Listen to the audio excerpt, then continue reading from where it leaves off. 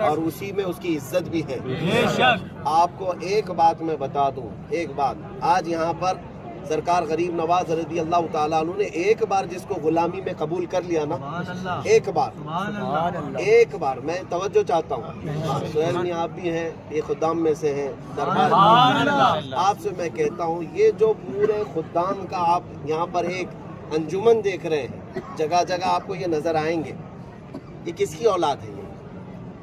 یہ کہاں سے ہیں ان لوگ؟ میرے علم کے مطابق سنو، میں آپ کو بتاؤں، سرکار غریب نواز رضی اللہ تعالیٰ عنہ نے اپنی حیات میں خدمت کے لیے خواجہ فخر الدین گردیزی کو جو قبول فرمایا، خواجہ فخر الدین گردیزی رحمۃ اللہ تعالیٰ علیہ غریب نواز کے وہ خادم ہیں کہ بعد انتقال بھی اگر احاطے غریب نواز میں کوئی اور آرام کر رہا ہے تو صرف فخر الدین گردیزی ہے۔ میری بات صحیح ہے؟ سرکار غریب نواز کے احاطے کے اندر جہاں آپ روزے میں حاضر ہوتے ہیں، چھوٹا سا ایک دروازہ ہے، اس کے اندر حضرت خواجہ فخر الدین گردیزی آرام فرما رہے ہیں۔ غریب نواز نے جس کو زندگی میں اپنی غلامی میں قبول کیا، پوری زندگی غلامی کرتے رہے، وفات کے بعد بھی اپنے قدموں میں سلایا، اتنا ہی نہیں 700 سال گزر گئے، اولاد کو ابھی بھی دربار میں رکھا ہے۔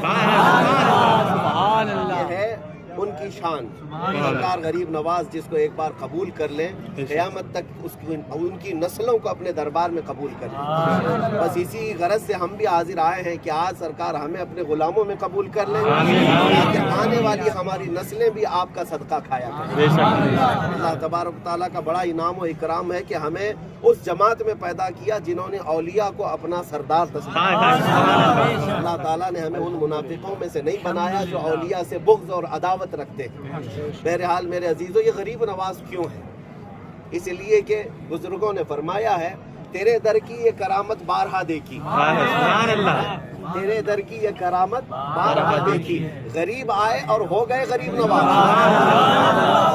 پہلے تو خود غریب بن کر کے آئے تھے، لیکن بعد میں وہ خود ہی غریب نواز ہوئے، یعنی غریبوں کو دینے والے بن گئے۔ یہ تیرے در کی کرامت ہے۔ الحمدللہ آج ہم جو کچھ بھی ہیں یہ غریب نواز کی قدموں کی برکت ہے۔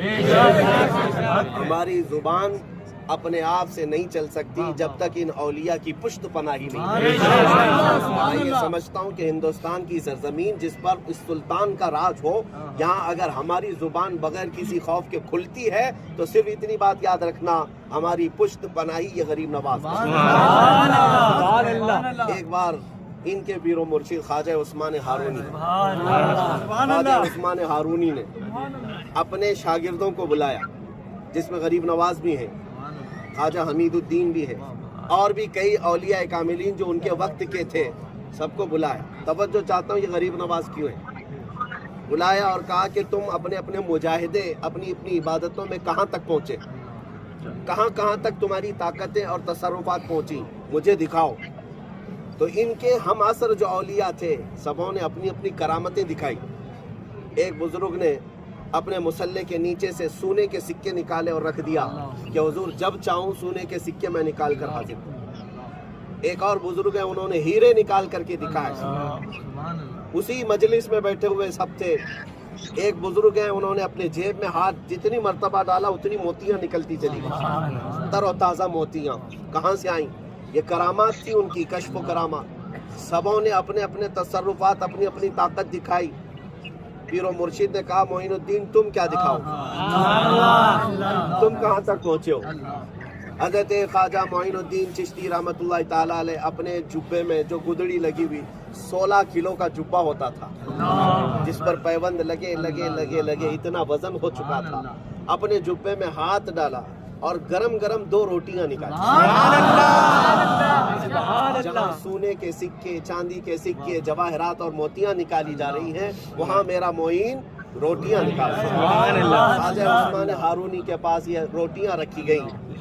باقی سارے لوگوں نے دیکھا کہ یہ کیا بات ہے، طاقت و قوت اس میں ہوگی جو بہت قیمتی چیزیں نکالے گا۔ وہ سارے لوگ یہ کہہ رہے تھے معین الدین تو خالی سوکھی روٹیاں نکالا ہے، اس کے علاوہ کیا ہے؟ اسی اسنا میں یہ مجلس اولیاء کی چل رہی تھی۔ دروازے پر ایک فقیر نے آواز دی کہ میں بڑا بھوکا ہوں، یہ اہل اللہ کا گھر ہے، یہاں اللہ والے لوگ رہتے ہیں، کوئی مجھے کھلا دے۔ وہ دروازے پر بار بار دستک دیتا رہا، دروازہ کھولا گیا، خواجہ عثمان ہارونی نے کہا اس فقیر کو بلاؤ، اور جن اولیاء نے وہ سونے کے سکے نکالے تھے وہ اٹھا کر اس کو دیا، پھر جنہوں نے چاندی نکالی تھی وہ اٹھا کر دیا۔ وہ فقیر کہنے لگا مجھے ان تمام چیزوں کی ضرورت نہیں، بھوک لگی ہے۔ سونے کے سکے بھی اس نے چھوڑ دیا، موتیاں چھوڑ دی، کہا مجھے بھوک لگی ہے، کیا چاہیے؟ کہا جو آپ کی گود میں جو 2 روٹیاں وہ مجھے چاہیے۔ عثمان ہارونی نے فرمایا سبوں نے اپنی اپنی طاقت کے مطابق سونے، چاندی، جواہرات، موتیاں نکالی، میرا معین وہ نکالا جو رسول اللہ کی امت کی ضرورت ہے۔ اسی لیے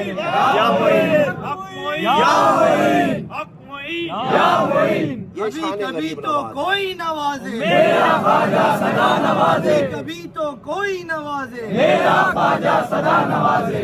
یہ ہے شان غریب نواز، اس پر آپ کو غریب نواز کا لقب بھی اولیاء کاملین کے درمیان مشتہر ہوا۔ عزیزان گرامی، میں آپ سے یہ کہنا چاہتا ہوں کہ یہاں آنے کے اور یہاں کے دربار کے آداب یہ ہیں، یہاں کے دربار کے آداب یہ ہیں۔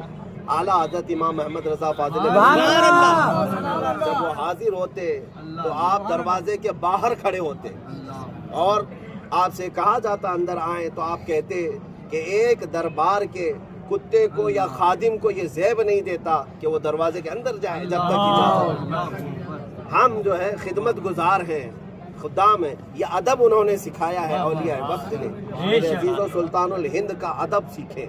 غریب نواز کے دربار میں آئے ہیں تو یہاں صرف زبان سنبھالنا نہیں، اپنا دل سنبھال کر کے اپنے اخلاق اور اپنے کردار اور اپنے اعمال سنبھال